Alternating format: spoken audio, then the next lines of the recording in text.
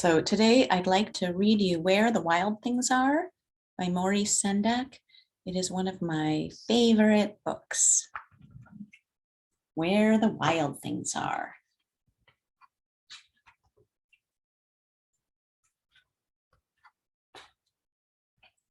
Where the Wild Things Are.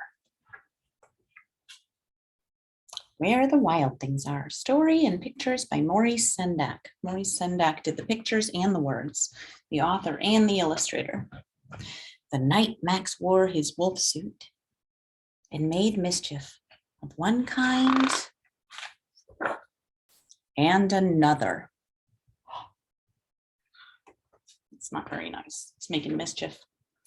His mother called him Wild Thing, and Max said, "I'll eat you up."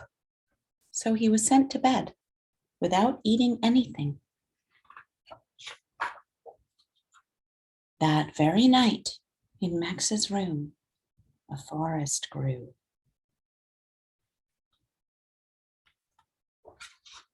And grew. And grew until his ceiling hung with vines, and the walls became the world all around. And an ocean tumbled by with a private boat for Max.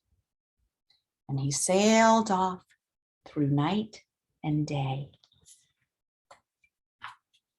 and in and out of weeks, and almost over a year,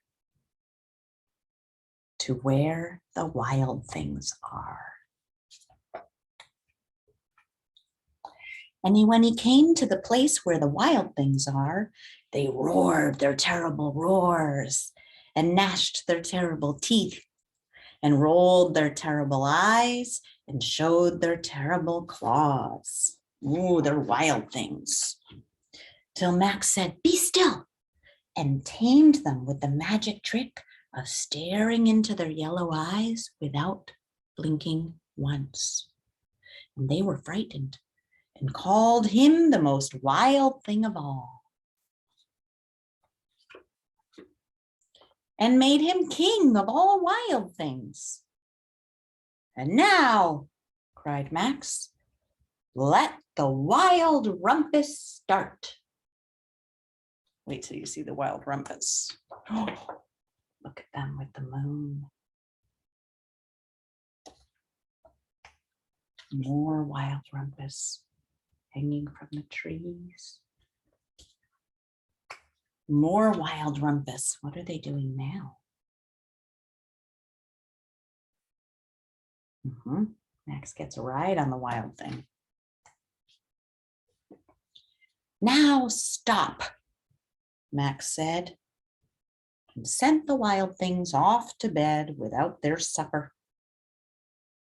And Max, the king of all wild things, was lonely and wanted to be where someone loved him best of all.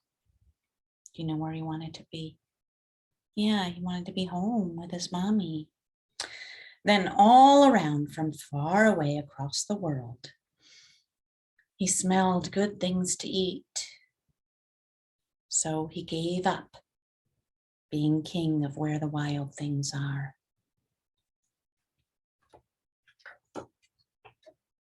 But the wild things cried, "Oh, please don't go. We'll eat you up. We love you so." And Max said, "No."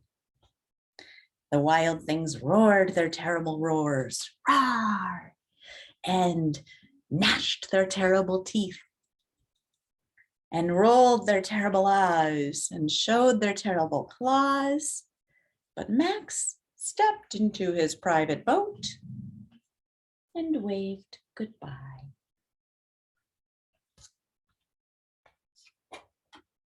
And sailed back over a year, and in and out of weeks, and through a day, and into the night of his very own room, where he found his supper waiting for him.